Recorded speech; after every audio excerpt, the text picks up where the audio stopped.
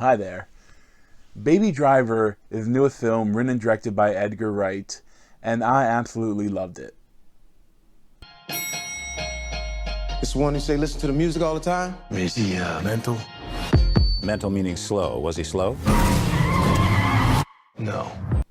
So I went into Baby Driver with really high expectations, from all the great reviews and just from his previous films. I was really looking forward to it, and it really met all my expectations and exceeded them. Because I think this was really competing with Logan and Guardians of the Galaxy for the best film of the year so far. I absolutely loved every moment of this film. There's just so much style in every shot. Edgar has a tone and style all to his own that I just love to watch. So this film as core is a heist film, but and as a heist film, it's the best heist film I've seen in a while. It's Baby Driver. He is his name is Baby, and he's the driver. You couldn't tell from the title, and it's played by Ansel Elgort, and he is excellent in his lead role.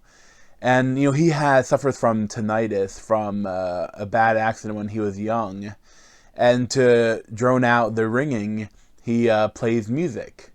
And really, I love throughout the film what the viewer is hearing is essentially what Baby is listening to, what he's hearing. And I love that aspect of the film.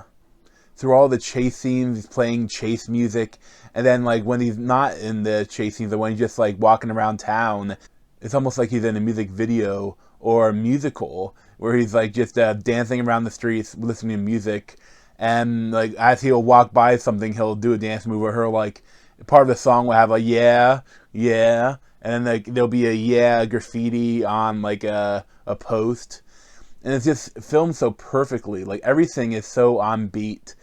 Throughout the film, there are gunshots and car door slams, and things they say is just so perfect. I don't know how some of it was shot. It's so perfect. And that's another thing with all of the chase scenes, all the driving and stunts. They're some of the best things I've seen in a long time. But it's almost all practical, I think. It seems I don't think I noticed any CG. I think it's almost all practical, but it's shot incredibly well, and it's really high impact and heart racing and really enjoyable. So the setup for the film is that Baby is, he was kind of a youth. He would joyride in other people's cars. He'd steal a car and then he'd joyride in it, and then leave it somewhere. And one time he did it with the wrong person's car, and that was Kevin Spacey as Doc, and he had a lot of material in the trunk that wasn't good to be if the police found. So after he stole the car, Kevin Spacey went to him and said that you now owe a debt to me of all this money, and to repay that debt, he has to be a getaway driver for the heist that he puts together. And when you see the first heist in the beginning of the film, you see you don't know how many he's already done, but you assume it's been a lot, because each time they give him one bundle of bills instead of a whole bag. And when he takes them home, he has a bunch of bundles of bills. So I didn't count them, but 20 or so, I don't know. And it's each time they have a different group of people that they use for the heist. And the first one, there's John Barenthal, John Hamm, and Eliza Gonzalez. And they're all really cool, but John Hamm and Eliza Gonzalez will also appear later in the film. And John Hamm is really good in this. I really enjoyed his character and a lot of different things that happen with him. And in later heists, they bring in more characters, and including mainly the recurring character Jamie Foxx as Bats. He shows up a couple times, and he is kind of the antagonizer of the film.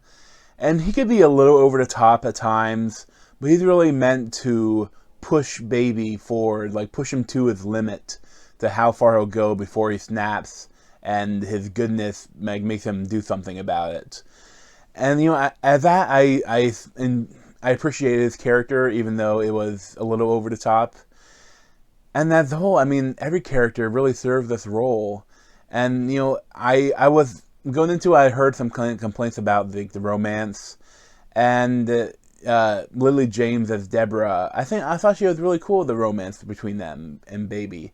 Because it's a little different because, you know, he doesn't want to form a relationship at the moment because he's kind of stuck in this job as a getaway driver.